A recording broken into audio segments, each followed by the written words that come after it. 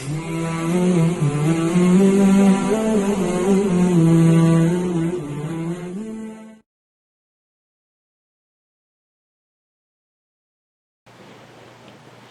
عليكم ورحمة الله وبركاته.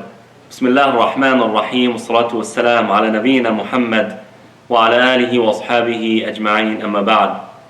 There is a major fallacy that is present and prevalent in Western discourse, especially in Western academia. And parents pay attention to this because our kids, our youth, and to an extent we too are exposed to this. And this fallacy is as follows.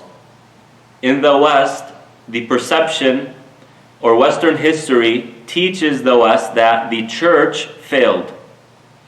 And since the church failed, all other religions will fail sooner or later.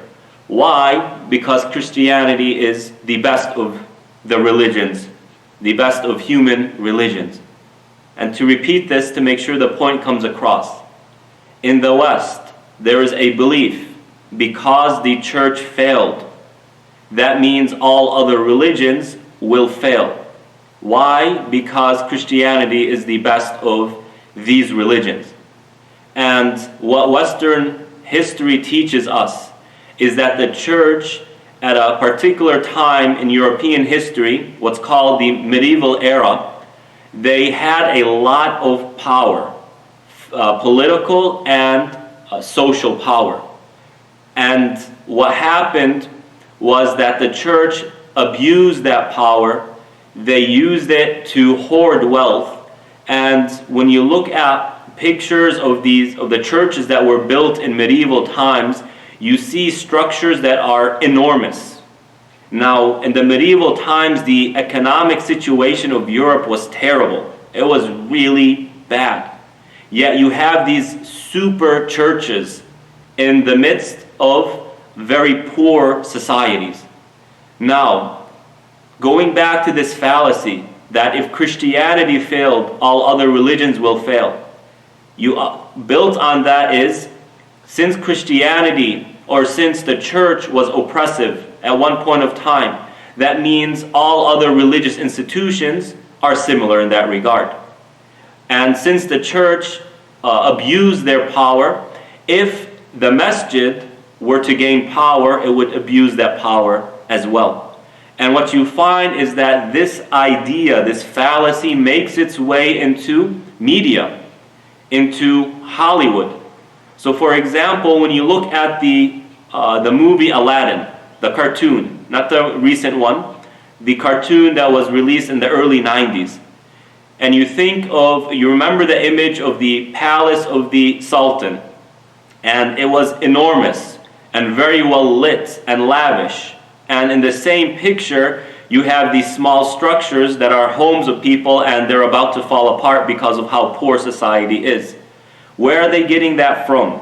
The creators, Disney, and the producers and the writers of this movie, where are they getting this idea from? It seems like it's coming from actually European history and what happened there. But what happens is they take this idea, because the church was like this, that means the masjid is going to be like this as well.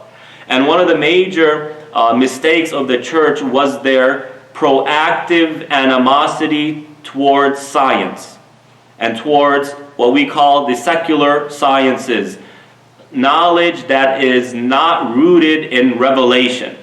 And you know the feud that goes on between the philosophers of Western Europe, who our world today is really built around their philosophies and the problems that they had with the church, and how the church persecuted them and went after them and tried to stop them from their researches.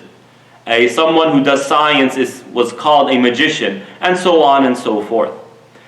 And what happens is atheism with time begins to grow. Now it might not be fully accurate to draw a strong correlation between this and that.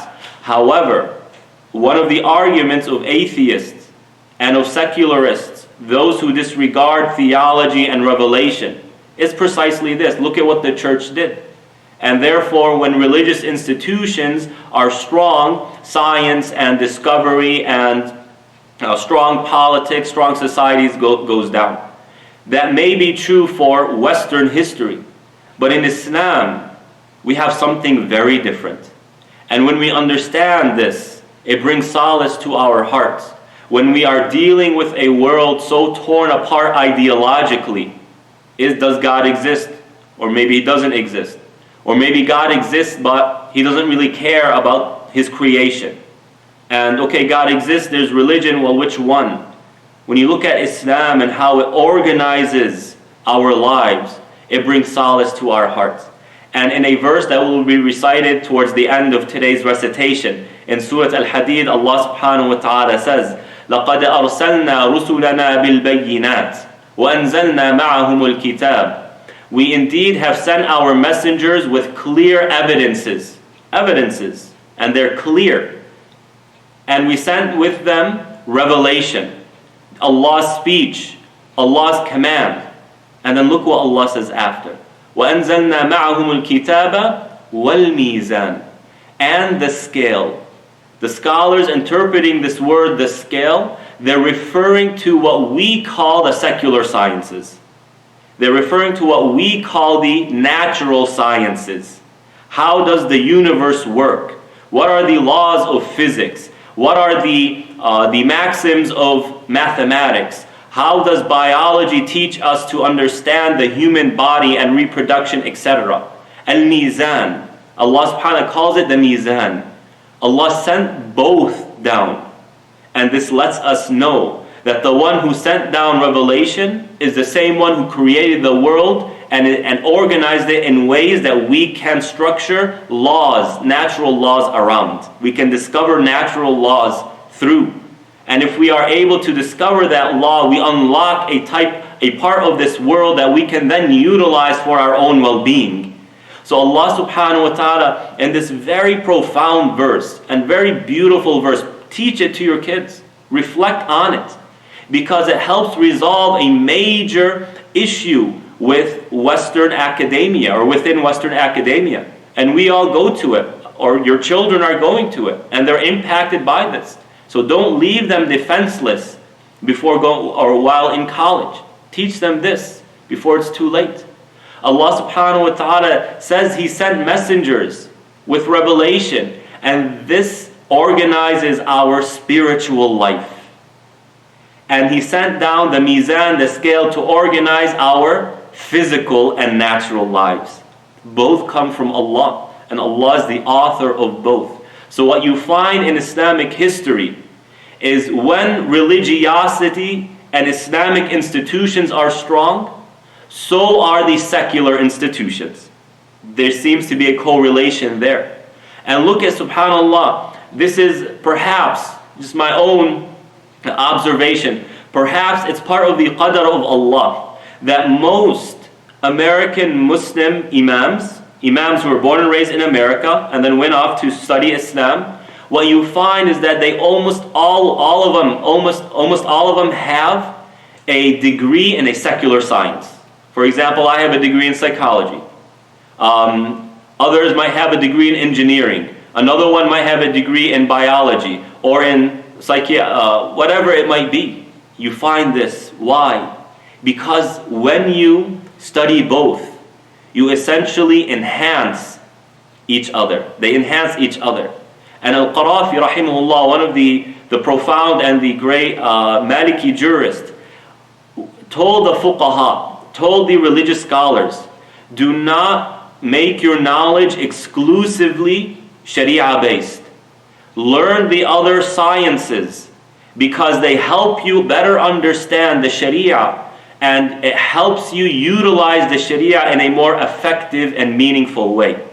When Islamic knowledge is high and Islamic institutions are strong, then you find that Muslims also in the secular sciences are strong. Study your history. And alhamdulillah, we had the privilege here to go over Islamic history of Islam, so do check that out for more information. But in regards to this khatira, this nightly reflection, bring solace to your heart by recognizing that revelation and reason go hand in hand. And clear revelation that has a clear meaning, and scientific laws will never be at odds. Why? Because the one who sent down revelation is the one who created this universe, and that is evidence that the Quran is from Allah. And it is one of the most profound evidences and clearest evidences that this Quran is from Allah, because what you read in the Quran, you see in the world. And what you see in the world, you find it addressed in the Quran. So we ask Allah subhanahu wa ta'ala to grant us the best of both worlds, to make us rich in both worlds, inshallah. A few announcements. We have a food drive going on. We are partnering with an organization, institution, I forgot which one, in order to help those in need. So we're asking you to bring canned goods, non-perishable items, such as pasta, canned goods, etc., and drop it off at the masjid, inshallah, so that we can continue to be charitable during this month of charity.